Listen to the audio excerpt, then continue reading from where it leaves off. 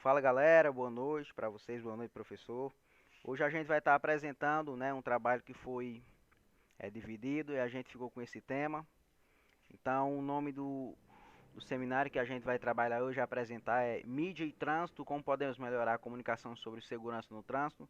Então nessa iniciação, nesses primeiros momentos introdutórios, a gente pedir para que as meninas pudessem ligar as câmeras e eu continuo naqueles mesmo objetivo, né, sem webcam e a gente vai caminhando, né? Então as minhas ligaram a câmera aí, que é só para dar um salve para vocês. Então a gente vai iniciando aqui, a gente vai abrir os slides, né, fazer uma apresentação com a tela cheia, guardando um momentinho. Pronto. Então, como foi dito, né, mídia e trânsito, como podemos melhorar, né, a comunicação sobre segurança no trânsito em psicologia do trânsito, né? Então, a nossa equipe é composta por Thelmanito Ferreira de Lima, Valéria Thalita Garcia de Lima e por mim, Zaqueus Teixeira da Silva Cruz. Valéria, é com você.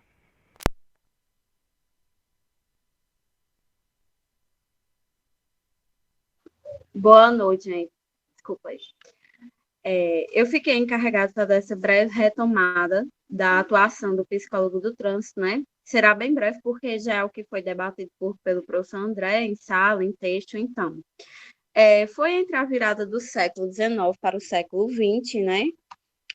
Que houve essa mudança, que a gente pensa que foi uma mudança rápida, mas de certa forma foi uma mudança ocorrida lentamente da substituição dos veículos de tração, né? As antigas charretes, que era muito usado naquele tempo, depois os bondinhos e depois os trens, as Marias Fumaças, né, foram substituídas pelos primeiros sons de buzinas dos carros e caminhões, ou seja, tornando-se um dos principais meios de deslocamento no país. Com essa inovação, né, essa liberdade que o homem teve de não precisar mais esperar um condutor para poder se locomover, né? As autoridades da época ficavam preocupadas desses condutores que estavam à frente desses automóveis. E foi entre as décadas de 40 e 50, a fim de prevenir acidentes no trânsito, essas autoridades da época adotaram medidas de seleção de pessoal na área médica e psicotécnica. Nesse contexto, a gente já pode ver porque, de certa forma, a atuação do psicólogo no trânsito, pela retomada histórica, tem sua função atrelada à seleção e aplicação de testes. E é justamente nessa época, em meados da década de 50, né, que o psicólogo é categorizado como aplicador de teste. E foi algum dos marcos interessantes que se faz necessário falar, em 1946, pelo um decreto-lei que tornou obrigatório o exame psicológico para obtenção da CNH. Já se falava, né, de algo mais palpável, algo mais oficial, por assim dizer, né? Aí foi onde realizaram as primeiras pesquisas pelo Instituto de Seleção de Orientação Profissional, o ISOP, sobre a avaliação psicológica, a necessidade de haver uma avaliação psicológica para os futuros condutores, né, em meados de 53, e foi um dos marcos importantes, né, para a gente que pudesse desvincular a ideia do psicólogo no trânsito atrelado somente à seleção e aplicação de testes, foi com o nosso reconhecimento da nossa profissão em 1960, né? E a criação do Detran em 1966. Já que eu posso passar por outro slide, por favor. Pronto. E foi com a criação do Detran, em 1966, que o psicólogo, no contexto do trânsito, ganhou, por assim dizer, mais autonomia, não vinculado somente à seleção de pessoal. E Fábio Henrique fala, né, que os departamentos de trânsito possibilitou a cada estado brasileiro a criação do seu próprio órgão responsável com isso, ou seja, não foi uma lei que ficou universal, mas permitiu a autonomia do órgão à frente das demandas de cada estado. Então, já tem em mente que as demandas não eram universais, cada estado tinha uma demanda diferente. E Com isso, permitiu um importante papel na institucionalização e expansão da psicologia brasileira enquanto profissão, ao abrir espaço para o trabalho dos psicólogos e, mais recentemente, por meio do credenciamento de profissionais e clínicas de psicologia terceirizadas, devido ao aumento da demanda pela carteira de habilitação.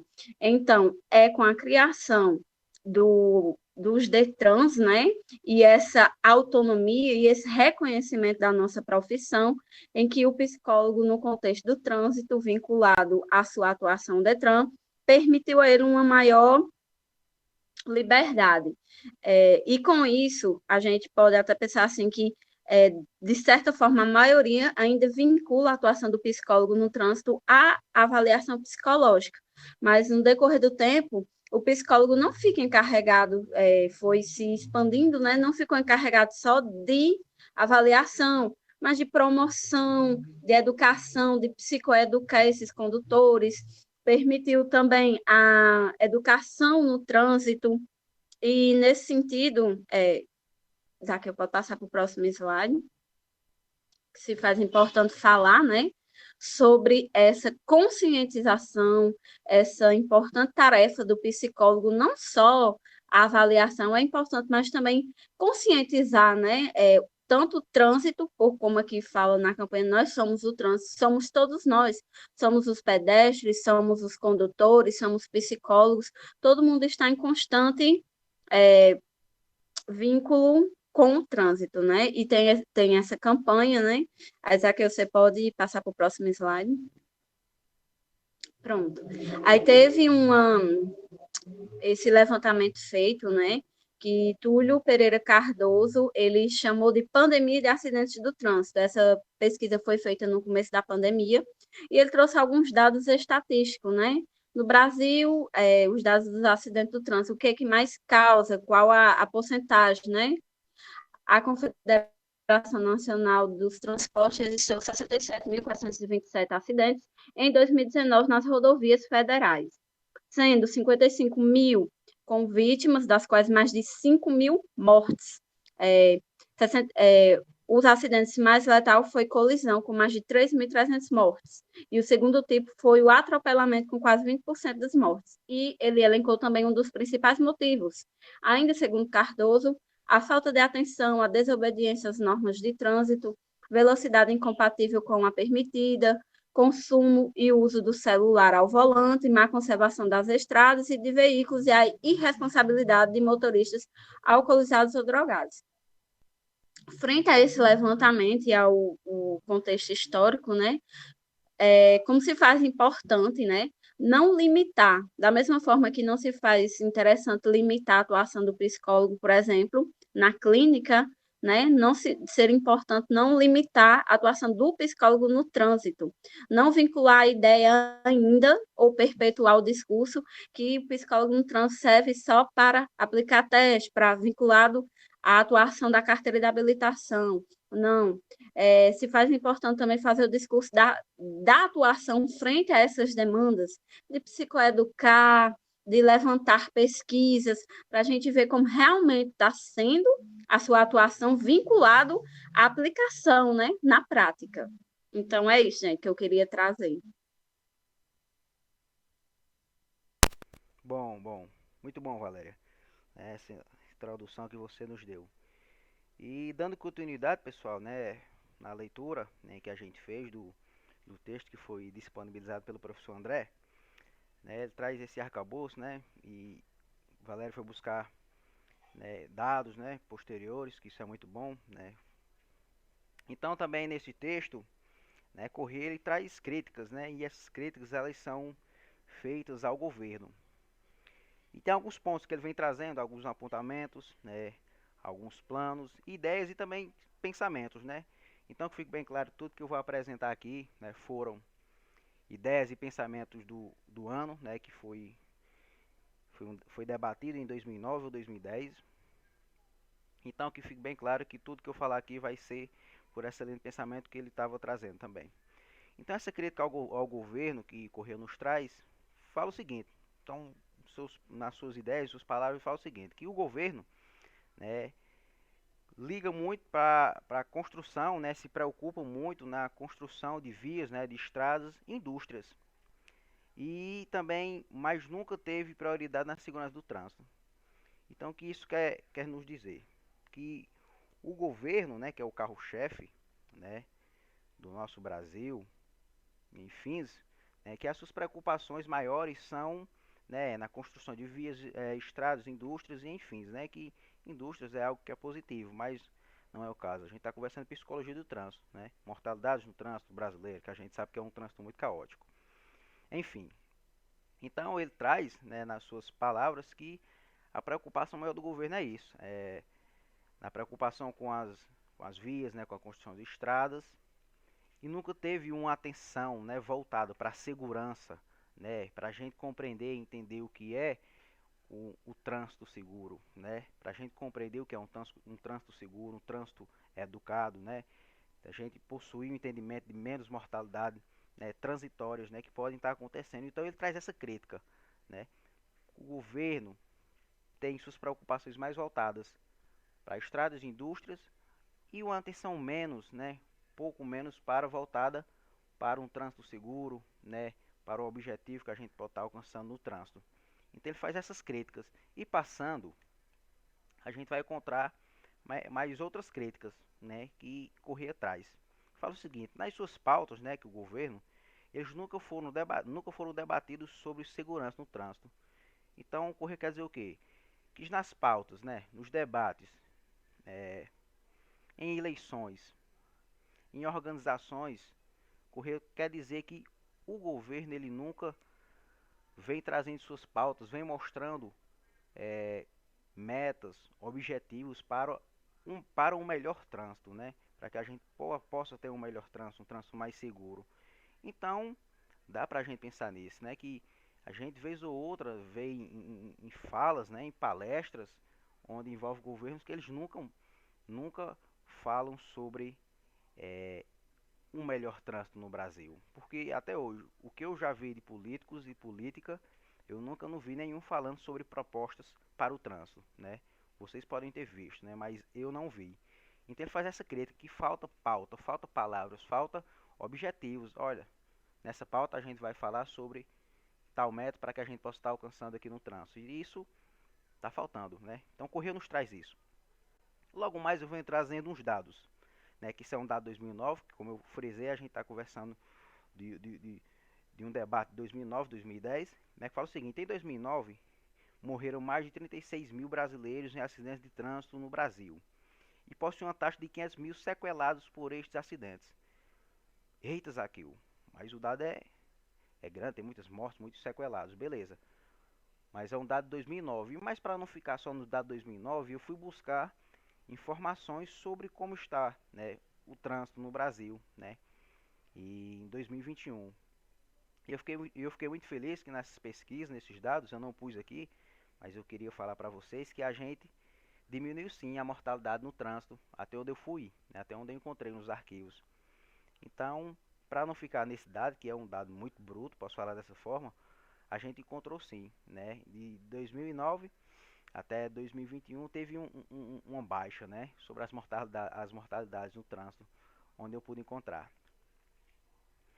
E essas críticas, elas não são feitas apenas para os governantes, mas sim também para nós, para não ficar algo que apenas seja só crítica, mas também para os governantes, mas também uma crítica para nós seres humanos.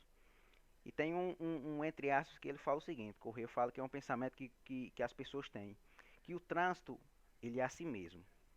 O trânsito ele não tem jeito. Então Correia ele fala que isso é um pensamento é, pequeno. A gente não pode pensar dessa forma, né? Que o trânsito é assim, que o trânsito é de jeito, que o trânsito não vai ter jeito. Não. O trânsito ele é assim porque posso falar, a gente foi culturalizado com o trânsito errado. A gente não teve um estudo sobre a conscientização do trânsito, sobre as formas, né, de transitar da forma correta. Então a gente tem que esquecer isso, que o trânsito é isso, o trânsito não tem jeito. O trânsito sim, ele tem jeito. Mas a gente precisa de um governo que ele possa, né, trabalhar para que isso possa acontecer. E para que isso possa acontecer, eu também venho trazendo, que foi a parte mais importante que eu achei na leitura, que são esses quatro países, né, que a gente pode estar vendo agora, que é a Letônia, a Espanha, Portugal e Estônia. E o que esses quatro países têm a ver aqui com o Brasil, segundo Corrêa? É o seguinte, esses quatro países, Letônia com 54%, Espanha com 52%, Portugal e Estônia com 50%, foram as metas que eles traçaram e conseguiram obter sobre a diminuição de mortalidade no trânsito. E qual é o ponto-chave disso aí, Zaqueu? O ponto-chave é que mesmo com a economia fraca, fragelada, desses quatro países, segundo Correia, tem uma diferença que o Brasil não tem. Qual é essa diferença? A diferença da organização, a diferença da dedicação, a diferença de estudar e de planejar, traçar e alcançar. Algo que Correia critica que o Brasil não tem. Então, mesmo com essas dificuldades econômicas que esses países estavam tendo, eles conseguiram. A gente vai se organizar e daqui para tal ano a gente vai conseguir alcançar essas metas. A gente vai conseguir, não, a gente vai trabalhar para alcançar essas metas e a gente vai conseguir. E eles conseguiram. Essa é a diferença desses quatro países para o Brasil. Que diferentemente do Brasil, a gente não tem uma organização de qualidade, a gente não tem uma dedicação, a gente não tem um esforço, a gente não tem uma disciplina para a gente dizer, olha, daqui para 2030, por exemplo, a gente vai querer 50, 60, 80% da população, né, onde eles possam estar diminuindo, onde possa ter 1% de índices de menos acidentes de trânsito. Então a gente vai traçar isso e a gente vai alcançar, a gente vai caminhar, certo? Não é algo de 2 dias, 1 ano, não, é algo, né, mais longo, mais prolongado. Então tem que trabalhar. Então para que isso possa acontecer, a gente precisa ter um governo firme que olhe e fale, a gente vai planejar e a gente vai alcançar. Se a gente não tiver isso, não vai adiantar nada. A gente pode até querer, não só o pessoal da psicologia, qualquer outra pessoa, mas a gente sabe, a gente tem que ser sincero, que o poder maior, o carro-chefe é o governo. É o governo. Se eles não quiserem, é besteira, porque o governo tem um econômico, tem alianças, tem organizações fortes. Se eles quiserem, a gente pode começar a caminhar também para ter um trânsito mais seguro. E logo abaixo tem dizendo o seguinte: então tudo começa pelo governo, né? Os seus planos, suas dedicações, organizações, metas.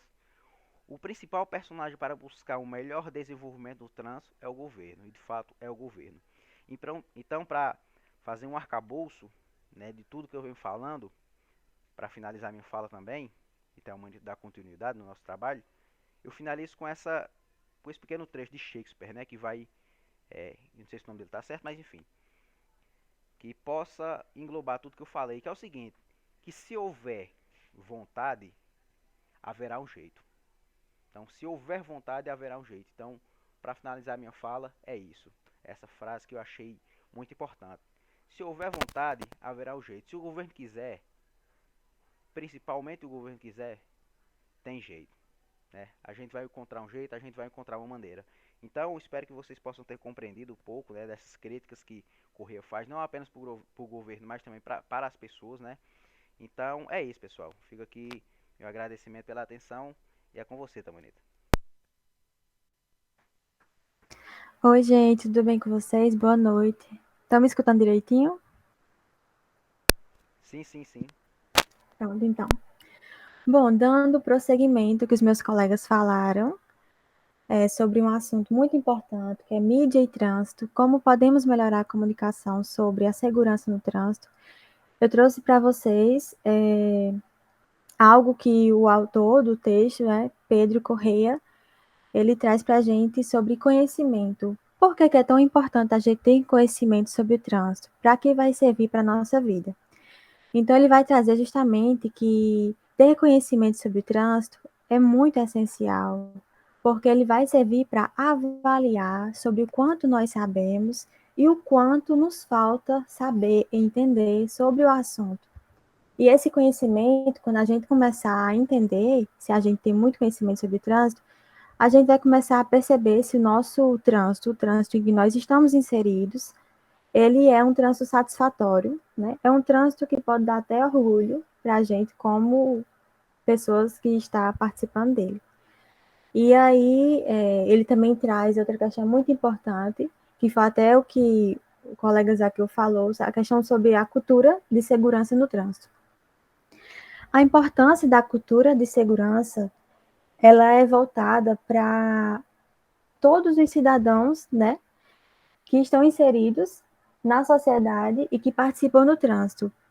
Essa cultura de segurança no trânsito é uma coisa que todas as pessoas em que dirigem algum automóvel, elas têm que ter. Por quê? É a consciência do papel como ator social e uma responsabilidade das ações para com o trânsito.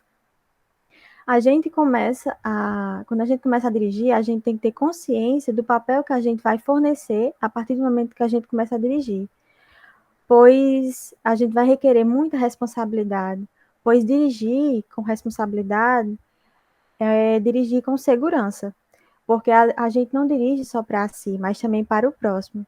Então, essa responsabilidade que ele traz é justamente isso, ter responsabilidade sobre as nossas ações dentro do trânsito, seja na sua cidade ou fora da sua cidade. Ter cultura é muito importante, cultura de segurança é essencial. Pode passar, Zaqueu. Bom, e Corrêa também traz outra questão muito importante sobre esse tema. Ele vai falar que esse tema trata-se justamente de um problema multifacetado, ou seja, é um problema que vai ter diversas faces. E é um problema que precisa ser encarado de maneira multidisciplinar, né? Um problema que deve ser encarado não só por um órgão, ou não só por uma pessoa, mas por diversas, porque quando junta, né, uma equipe multidisciplinar, vai dar uma melhoria, né, um entendimento melhor para os órgãos, quando se juntarem, ter melhor desenvolvimento para conseguir conciliar os problemas, né, e conseguir ajudar a desfazer esses problemas. Bom, e aí ele traz 3 facetas muito importantes, que são ela lado humanitário, problema social e problema econômico. A primeira é o lado humanitário. O lado humanitário, ele vai falar sobre a morte das pessoas, né? Que a morte de milhares de pessoas todos os dias não tem preço, né? Ou seja, quando a gente fala sobre lado humanitário, nos remete o quê? A um lado mais humano, mais empático, mais afetuoso. Quando um membro de uma família morre, acredito que, mesmo sem você conhecer, acredito que vai gerar essa empatia pelo próximo, né? Porque quando uma pessoa morre, muitas pessoas sofrem, não só a família, né? E correr atrás justamente isso, que além das pessoas que falecem dentro da família por acidentes no trânsito, há também aquelas pessoas que ficam com sequelas de acidentes, né? E aí ficam até prejudicadas, seja no trabalho, até mesmo na sua vida. E a outra faceta que ele traz é a questão do problema social. Quando um membro da família vem a falecer, é muitas vezes o membro que dá suporte para essa família. É aquela pessoa que traz o alimento, dá o suporte geral para essa família. E aí, quando a pessoa não vem a falecer, quando ela fica gravemente ferida, ela também coloca a situação da família em risco. Por quê? Porque muitas vezes a pessoa fica com uma sequela muito grave, perde o movimento das pernas ou perde o movimento das mãos, e era com esse recurso, desse movimento, que ele trazia, né, o pão para a mesa da sua família. Então, vai gerar o quê? Uma situação muito complicada economicamente. E a última faceta que ele traz é o problema econômico. Foi gerado um cálculo de acordo com o IPEA, que é o Instituto de Pesquisa Econômica Aplicada de Brasília. Ele mostra que os acidentes no Brasil de trânsito, né, os acidentes de trânsito no Brasil, custam em média 28 bilhões de reais. Eu acho que eu esqueci de colocar aqui, mas se eu não me engano, esse cálculo é anual. Então, para vocês terem noção, 28 bilhões de reais é muito dinheiro, gente. E eu vou trazer até um exemplo que o professor André trouxe numa aula repassada. Ele falava o seguinte: vamos supor que uma pessoa sofre um acidente e a ambulância venha pegar ela para levar até o hospital. A partir do momento que essa pessoa chega ao hospital, ela vai estar utilizando o quê? O programa do SUS. Quem é que paga o SUS? Somos nós. Nós somos os financiadores do SUS através dos nossos impostos. Então, esse problema econômico não é só, vamos supor, não é só das pessoas, não é só do governo, é nosso, porque ele também vai afetar o nosso bolso. Então, quando a pessoa sofre um acidente, nós também estamos sendo afetados economicamente. Então, esse problema de trânsito, né, com acidentes de trânsito, ele vai impactar não só o membro da pessoa que sofreu o acidente, mas também a nós de forma econômica. Pode passar, Zaqueu. Bom, agora trazendo um aspecto voltado mais para a mídia mesmo. Correia vai trazer que a mídia tem um papel fundamental no esforço conjunto da sociedade e do governo para a segurança e redução da violência no trânsito. Hoje, no Brasil, os acidentes de trânsito são considerados uma epidemia. Por quê? Porque eles vão provocar cerca de 40 mil mortes, de 40 a 60 mil mortes, e deixando mais de 200 mil pessoas incapacitadas. Ou seja, daquelas que não são mortas, outras ficam com sequelas, né? Se tornando pessoas incapacitadas. E aí, a ANDI, que é o órgão de comunicação e direitos, juntamente com a OMS e a OPAS, que é um órgão de Organização Pan-Americana da Saúde, eles se juntaram e realizaram um projeto muito importante. Eu não sei se vocês têm conhecimento, é um projeto chamado Projeto de Vida no Trânsito. Esse projeto, ele foi desenvolvido, né, por esses outros órgãos, com a iniciativa de voltar-se à prevenção de mortes, lesões no trânsito. Então, esse projeto, ele vai justamente trazer a prevenção e a promoção da saúde dentro do trânsito.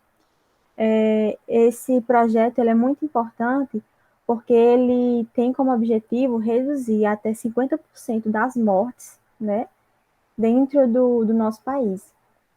E esse projeto, ele foi uma resposta, né, em desafio à ONU, para que fosse desenvolvido, né, para a redução justamente de mortes, de acidentes no trânsito, para gerar justamente a questão da conscientização.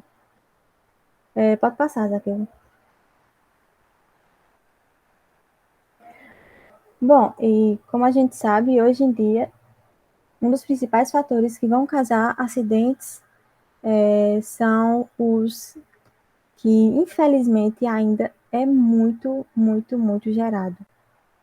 Acho que a maioria dos acidentes ocorre devido a isso, que é bebidas alcoólicas e bebidas ilícitas, né? Bebidas que que façam com que a pessoa fique, né, fora de si, e drogas também. E com isso, apesar de serem implementados projetos, outdoors, palestras, e um projeto muito importante que foi o da Lei Seca, né, um projeto de fiscalização que vem a proibir que as pessoas dirijam após o consumo do álcool, né, ou qualquer outro tipo de bebida alcoólica. Ela vai falar que eu estava falando sobre lei seca, né? Bom, apesar do projeto que foi criado para proibir que as pessoas venham dirigir, né, após consumir bebida alcoólica, desculpa, que após as pessoas venham a consumir bebida alcoólica, né, transitem sobre as rodovias, pistas, enfim, além de bebidas alcoólicas, né, substâncias psicoativas. Infelizmente, além de projetos e leis como essa, ainda não é o suficiente para acessar a quantidade de problemas que estão sendo ocasionados no trânsito, né? Devido a esse consumo altíssimo de bebidas alcoólicas e drogas. Bom, partindo para outro ponto sobre a Abramet, que é uma Associação Brasileira de Medicina do Tráfico, um órgão muito importante também. O Antônio Moreira, que é o presidente dessa associação, ele vai falar sobre saúde e segurança no trânsito na mídia, né? Antônio Moreira, ele traz que, além do fortalecimento da legislação do trânsito, outro grande avanço de destaque foi justamente esse, trazer a divulgação da saúde e segurança dentro do trânsito, sendo divulgada a partir da mídia. Porque quando a mídia começa a divulgar alguma coisa, ela vai trazer o quê? Uma perspectiva para a população. Então, a população vai fazer o quê? Receber essas informações. Então, a mídia tem um papel muito importante em decorrer dessa questão aí, de receber informação, né? O Antônio, ele traz uma fala muito importante que eu vou ler aqui para vocês.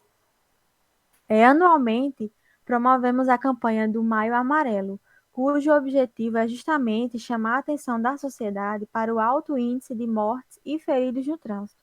Além disso, nosso calendário nacional dedica no mês de setembro uma semana inteira para disseminar a relevância da educação no trânsito, sobretudo entre crianças nas escolas de todo o país. O Antônio, ele traz aí uma questão que já foi até falada na nossa apresentação, que é a questão do Maio Amarelo. Esse projeto do Maio Amarelo foi criado em 2014 com o objetivo de trazer conscientização, né, para as pessoas entenderem a importância da segurança dentro do trânsito, a importância da saúde e segurança no trânsito. Então, é um projeto muito legal.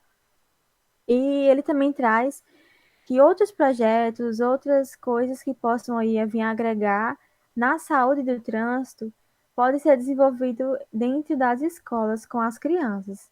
Pode passar, Zaqueu. As escolas, como eu já falei, são meios muito importantes para a intervenção e conscientização na mudança cultural para a gente obter novos conhecimentos e paradigmas do trânsito. Não, as escolas, não sozinhas, né, juntamente com outros órgãos, como órgãos de educação, o apoio militar, órgãos estaduais, prefeituras também, o governo do estado. Quando esses órgãos se juntam, eles podem desenvolver muita coisa legal, né?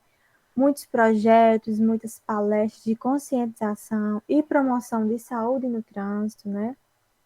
A educação no trânsito, ela é muito importante, porque dentro dessa educação no trânsito, é que as pessoas vão ter mais conhecimento desde da infância, a partir da infância até a juventude, na maioridade também. Então, é muito importante. E um órgão que pode fazer com que isso se torne melhor ainda de ser entendido é o DETRAN, né? O DETRAN, ele traz um papel muito importante dentro do trânsito, né, como vocês conhecem, é um órgão muito importante. E dentro das escolas, quando há projetos, né, ele vai trazer a questão de intervenções juntamente com as escolas. Voltando para a questão da Abramet, ela fez uma declaração sobre os anos de 2021 a 2030. E ela traz o seguinte: a maioria das mortes e ferimentos graves no trânsito são evitáveis, e que apesar de algumas melhorias em muitos países, incluindo até os países em desenvolvimento, ele permanece um grande problema de saúde pública e desenvolvimento, que tem amplas consequências sociais e econômicas.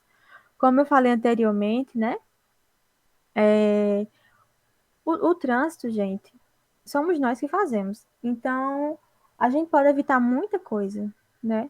Quando a gente tem consciência e responsabilidade, quando a gente está dirigindo com esses fatores, o trânsito vai ser ótimo, vai ser um trânsito saudável. Então, é justamente o que a Abramet traz, né? Que é um problema que pode ser resolvido por nós, que pode ser evitado. Cabe aos órgãos, cabe sim, ao governo também, mas se a gente fizer a nossa parte, tudo pode ser resolvido, né? Além das consequências sociais e econômicas que podem sofrer menos impacto com o que sofrem, né? Então, o trânsito, né, um trânsito seguro, é a gente que faz. Somos nós os responsáveis por isso também. Então, a minha apresentação termina aqui. Eu espero muito que vocês tenham conseguido captar as informações que a gente quis passar, né? E muito obrigada pela atenção de vocês. Dirijam com cuidado, com responsabilidade. E se forem dirigir, não bebam, né? Porque pode vir a ocasionar acidentes. E é isso.